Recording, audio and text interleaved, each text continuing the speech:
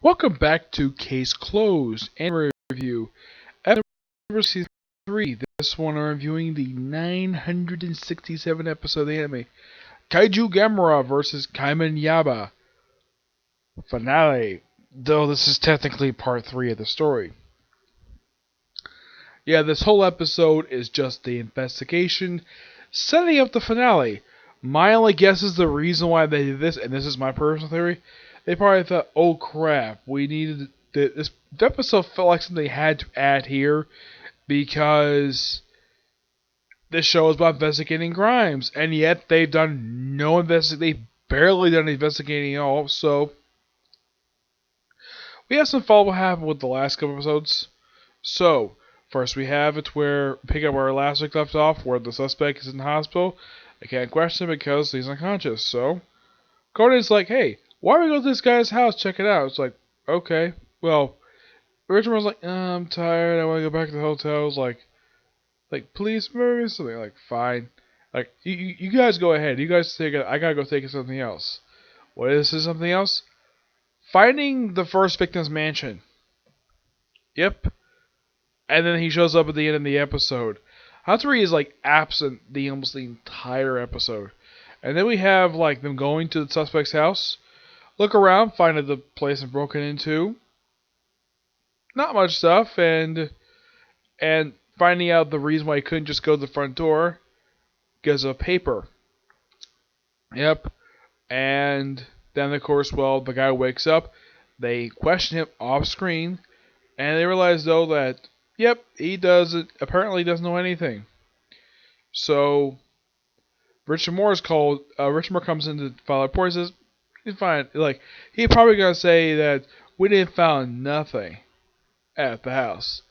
But lucky enough, Conan basically prior to this had spoken with Hybra and found some good information. And for some okanukui, it's this little dumpling thing. This way she asked for teriyaki. She says, I couldn't find it, so I gave you this. Yep. So feeding your partner food as payment. Interesting. It's kind of a good thing he didn't do anything else. Like doing special favors for her. Like, I don't know, buy her some makeup or something like that. No. Buy her some foods, probably. Yeah, probably a good substitute. I'm sure the one thing she probably would have asked for is probably some makeup. Or, I highly doubt she would ask for her own phone. She probably has her own one. Yep. And, like, they go ahead to the meeting. Before we get to the meeting, we have a brief scene. We have the junior detective lead. You have Genta, Mitch, and Amy with Katja and Rachel.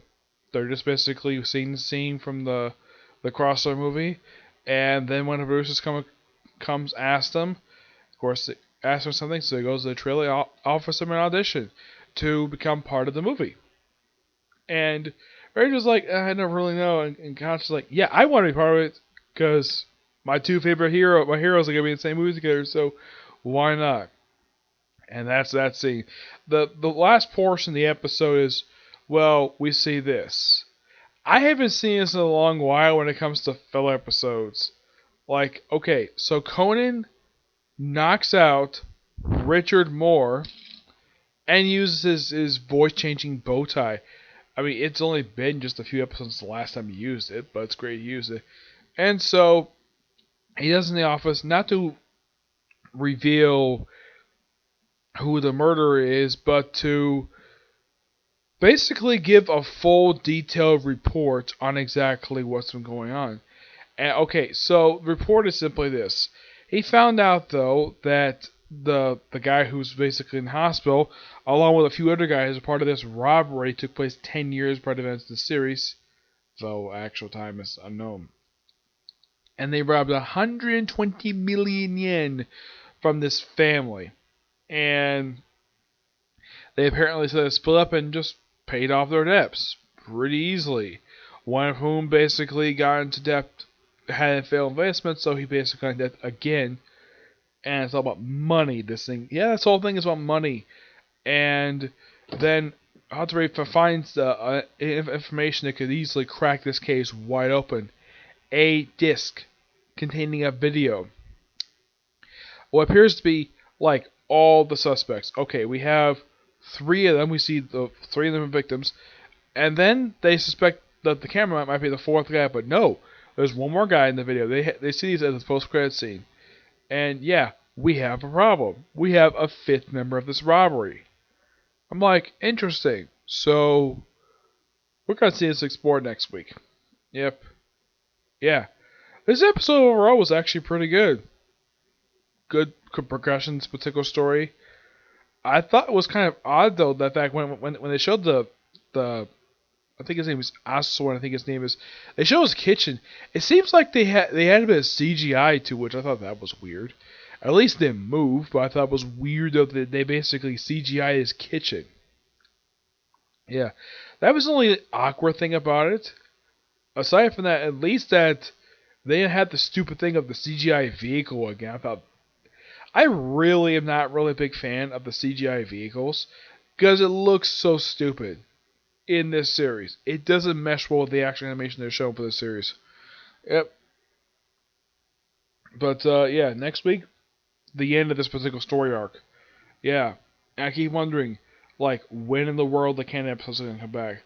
Well, probably not until March at this rate. Yeah, probably not until March, because I saw basically what arc comes next, and that doesn't come for a little while, at least not for 3 weeks after the next episode, because we're gonna have 2 remasters right after this arc wraps up. Yes, this is by far the first time we've actually had a 4-part in the series in quite some time. Yeah. So, in the case of Revelations anyways, we get a little bit in this episode, not very much. I mean, mostly, I would say the biggest thing is the fact that the victims were actually part of a robbery.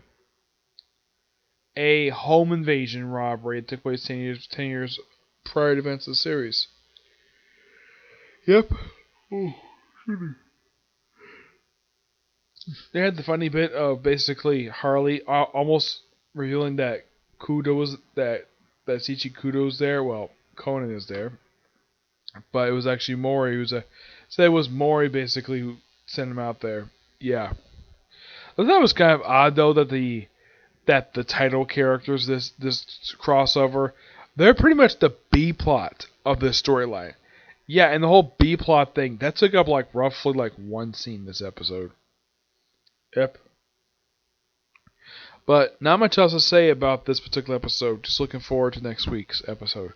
Now, I was thinking of doing one more video, but I just don't have time to. Of course, have not read the news chapter yet for One Punch Man. I'll probably get a chance to view it probably tomorrow.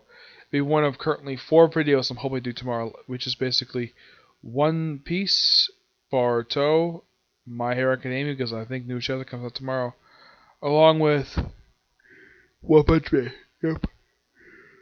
To see you tomorrow. And maybe also Rama Half. Okay, to see you tomorrow. Bye.